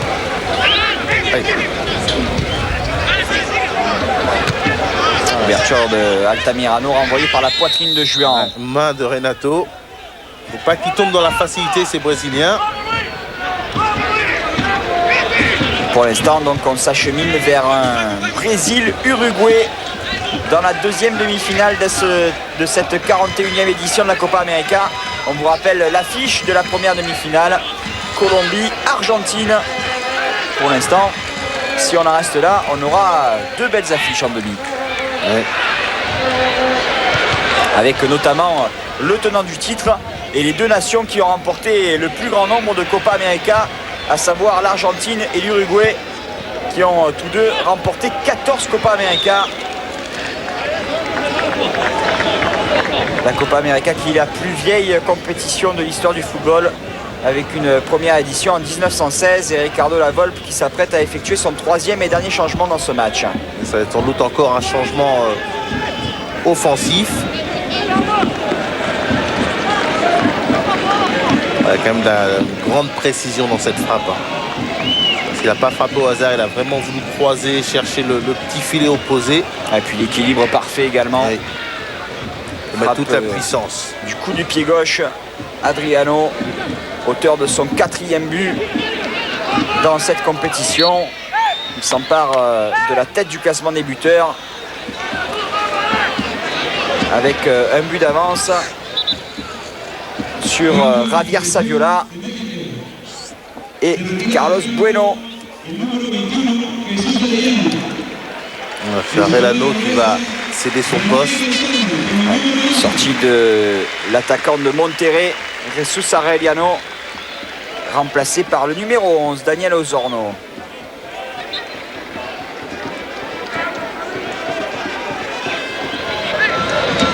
Il faut tout tenter maintenant côté mexicain. Mais là, c'est du poste pour poste. Il va se placer côté gauche, Osorno. Osorno qui a remplacé son coéquipier en club, puisque Daniel Osorno évolue lui aussi à Monterrey, tout comme Jesus Arellano. Ouverture de Marquez, trop profonde. Ballon qui sort directement. Ouais, au grand désarroi de Borghetti.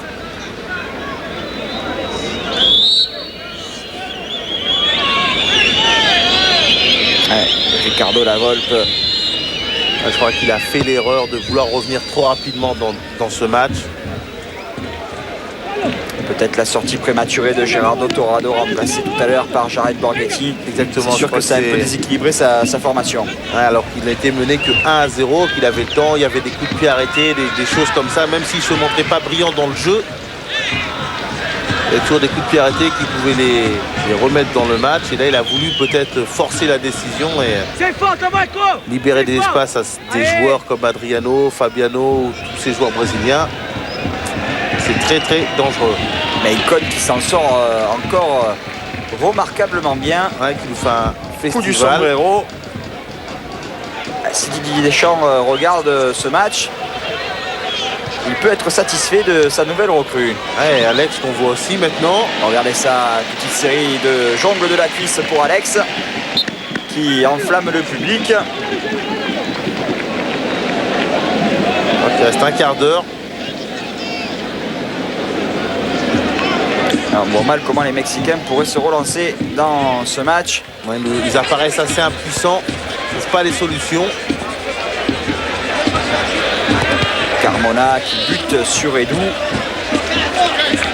Et Carlos Alberto Parreira va procéder à son premier changement dans cette rencontre avec, il me semble, l'attaquant du FC Valence en Espagne, Ricardo Oliveira, qui s'apprête à effectuer son entrée en jeu. Récupération de Bautista qui s'appuie sur Osorno. Centre contré par Meikon. Ils restent sérieux, hein, les Brésiliens.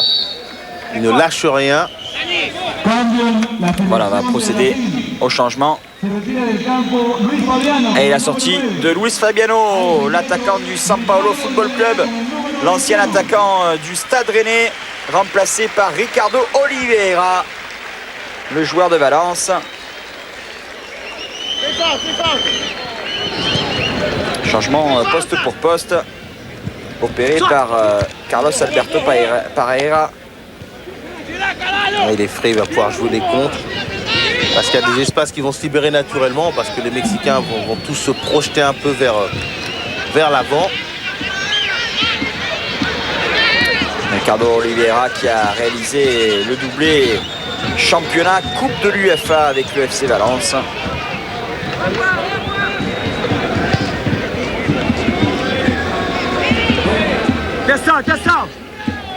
Mise en jeu effectuée par Osorno qui retrouve Jared Borghetti, encore un contrôle un peu long pour Borghetti. Récupération de Pardo. Osorno, le centre, il y a du monde au second poteau. La reprise d'Altamirano, trop croisé. Et Borghetti qui a failli reprendre ce ballon. D'une façon acrobatique. Ils sont nombreux à être dans le camp brésilien, hein, les Mexicains. J'attends de voir la première interception brésilienne parce que ça risque et ça peut faire très mal. Là. En tout cas, même sans être brillant, il se crée encore quelques occasions, les Mexicains. Donc ils peuvent toujours y croire. Ouais, il suffit qu'ils reviennent maintenant à 2-1 et ça peut nous donner une fin de match assez... Ça peut totalement relancer la rencontre. Relancer la fin de match. C'est pour ça qu'il faut que les Brésiliens restent très sérieux dans tout ce qu'ils font s'ils ne veulent pas avoir quelques frayeurs sur cette fin de match. Gustavo Neri sous les yeux de Carlos Alberto Parreira. Attention à Adriano, la mésentente. Adriano qui est passé. Adriano, le but! Le doublé pour Adriano. Grosse mésentente entre Davino et Osvaldo Sanchez. Dont profite Adriano. Cette fois, ça semble cuit. 3-0 en faveur du Brésil. Et là, le flair du buteur, et il a fini pied droit dans un angle qui n'était pas évident. Mais mésentente entre le gardien et le défenseur. Il passe entre les deux, il dévie pied gauche. Il est calme dans ces situations-là. Et après, il arrive à enchaîner sur le pied droit. Et Mario Zagallo en arrière-plan qui exulte. Carlos Alberto Parreira qui garde son flegme. Ah, mais il n'est pas facile, hein. Il est déjà à la lutte là.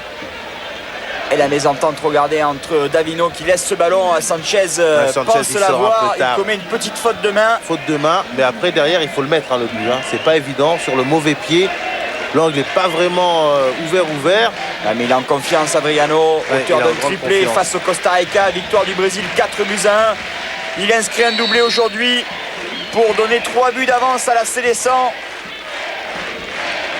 Edu averti par Monsieur Ruiz. 5e but pour Adriano, qui est plus que jamais le meilleur buteur de cette 41e édition de la Copa América. Et le Brésil s'achemine tranquillement vers les demi-finales. Franchement, pour nous, c'est une petite surprise tout de même. Ouais, ils nous surprennent par rapport à ce qu'ils nous ont montré sur les matchs joués dans cette Copa América. Mais ils sont capables, ces Brésiliens, d'élever leur niveau de jeu. Et je crois qu'il y a dû avoir les mots de Parreira qui ont dû toucher l'orgueil de tous les joueurs de cette sélection. Pourtant, Parreira avait commencé à plus ou moins préparer le terrain en cas de défaite. Il avait déclaré dans la presse: on va suivre ce coup franc qui passe de peu à côté. Coup franc d'Altamirano apparemment. Il avait déclaré dans la presse qu'une défaite face au Mexique n'aurait pas été calamiteuse. Je pense qu'il avait ouvert un peu, comme font certains entraîneurs, le parapluie pour élever encore la performance en cas de victoire. Et puis surtout, les Mexicains restaient sur une bonne série, on va le rappeler. 4 victoires et 2 nuls. Un dernier succès mexicain qui remontait lors de la Copa América 99. 1-0. Cette fois, les Brésiliens qui restaient sur 3 victoires et une défaite dans l'histoire de la Copa América face au Mexique vont très certainement remporter un 4e succès.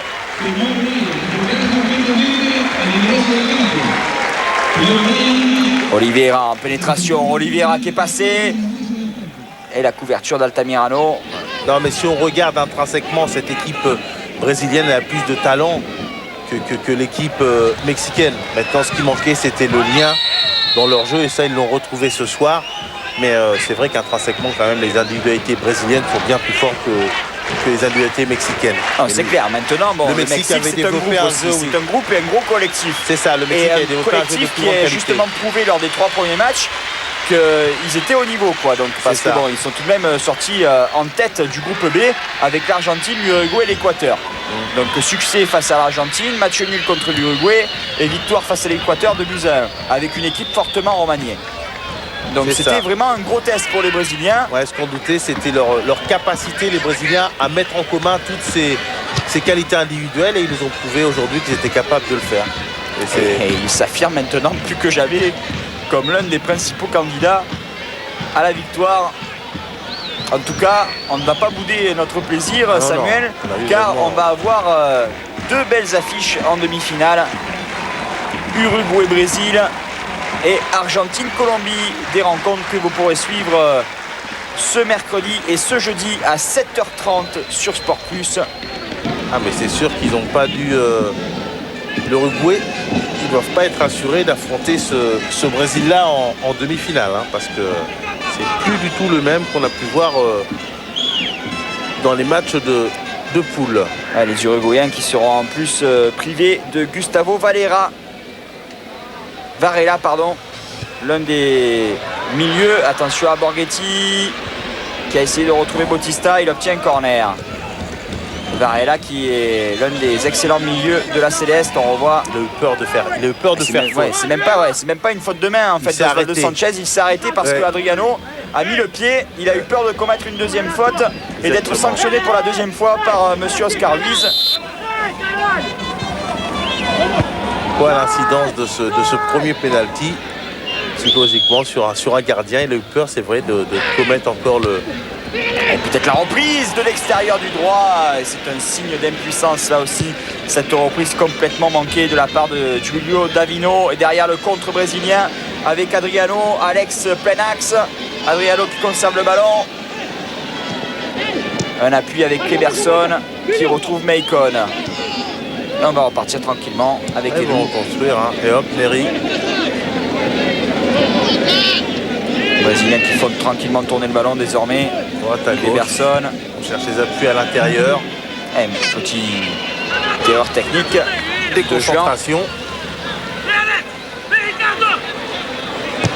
Voilà, Carlos Alberto Parreira qui demande à Ricardo Oliveira de revenir pour fournir un point d'appui. Il trouve la largeur pour après trouver la profondeur. Oh, gros choc là.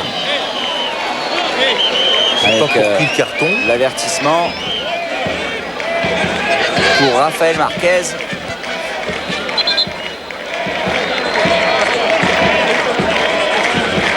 Oh, ah oui, oui.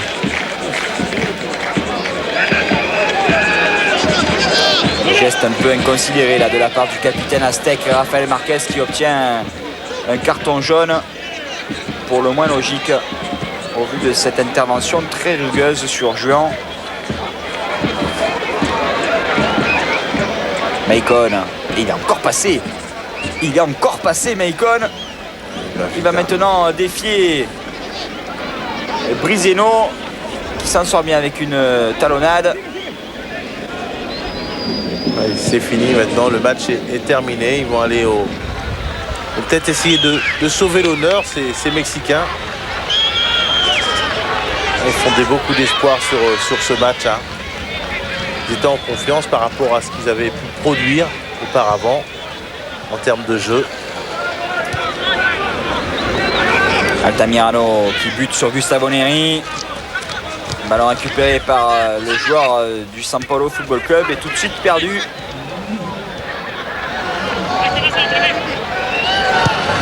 Marquez qui écarte côté gauche vers Osorno. Un appui avec Briseno. Ouverture vers Borghetti. Encore un contrôle un peu trop long de la part de Jared Borghetti.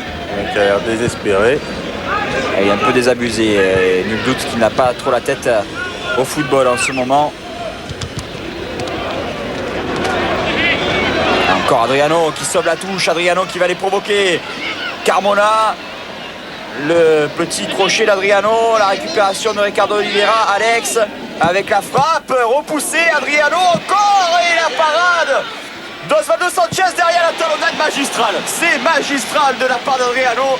Grand seigneur en talonnade. Il offre ce but à Ricardo Oliveira. 4-0 pour le Brésil. Une démonstration de la Seleção. C'est lui qui au départ de cette action qui fait des crochets, pied droit, pied gauche, qui essaie de déstabiliser l'arrière-garde. Il y a un contre, après il y a une mise en place pour la frappe de Kleberson et puis derrière il y a le geste d'Adriano qui ne se précipite pas quand il est dans la surface. Adriano, il a le sang-froid, il a la vista et là il donne une balle décisive à Ricardo de Oliveira qui signe son entrée en jeu. Et il n'est pas du tout hors jeu. Alors, il aurait pu frapper. Il aurait pu encore inscrire un triplé là, comme lors du match face au Costa Rica. Et derrière la talonnade somptueuse pour Ricardo Oliveira qui ouvre son compteur but dans cette Copa América. 4-0 en faveur du Brésil. Ça fait lourd hein, maintenant pour les Mexicains. Et c'est vrai que déjà en première mi-temps ils auraient pu prendre plus de buts que ce qu'ils n'ont pris. Rentrer au vestiaire en étant mené 2-0. Ça n'aurait pas été injuste pour les Mexicains, pour les Brésiliens. Et maintenant, l'Argentine a inscrit 11 buts dans cette compétition. Elle est maintenant rejointe par le Brésil qui a également inscrit 11 buts, 4 face à l'Équateur, 1 lors de la défaite face au Paraguay, 4 ce soir avec encore un doublé et une passe décisive pour Adriano et puis un petit but inscrit lors de la dernière minute du temps réglementaire face au Chili, un but de Luis Fabiano. Ils ont fait une démonstration de force, les Brésiliens, aujourd'hui. Et le dernier 4-0 en faveur du Brésil face au Mexique remonte à la Coupe du Monde 1950 qui s'est disputée justement au Brésil. Et là aujourd'hui Adriano il nous a fait une très très grosse impression. Il est mobile, il est rapide. On l'avait pas vu comme ça lors des matchs précédents. Il servait plus de pivot, il prenait pas trop la profondeur, mais là il a été... Ah mais c'est toute l'équipe du Brésil qui est à mettre vraiment au crédit d'un excellent match. Ah, mais je pense qu'il a essayé de revenir trop rapidement d'égaliser trop rapidement le sélectionneur mexicain et il aurait dû garder son schéma de jeu et essayer de revenir petit à petit et peut-être prendre des risques dans ce dernier quart d'heure, rester le plus longtemps possible à 1-0 vu la domination qu'affichaient les Brésiliens.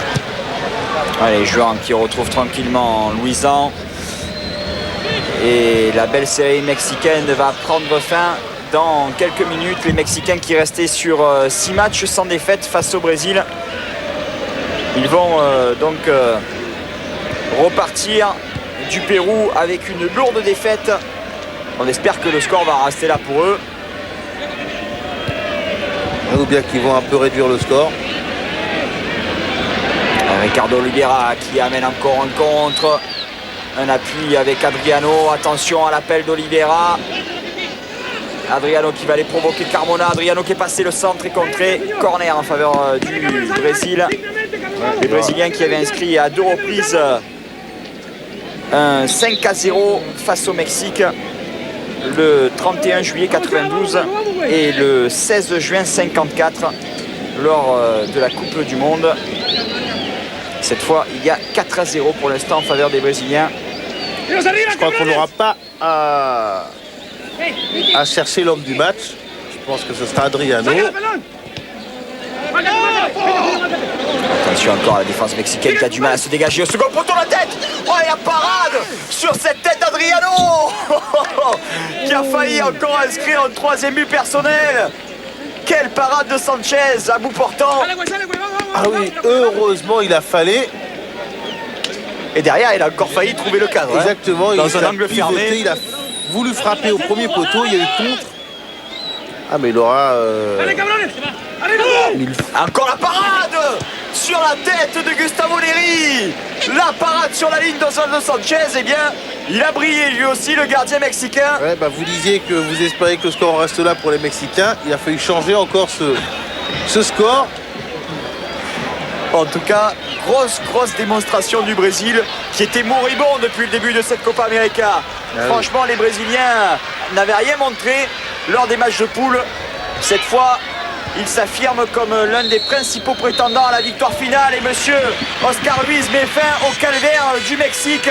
Le Mexique s'incline 4-0 face au Brésil qui a remporté à 6 reprises la Copa América.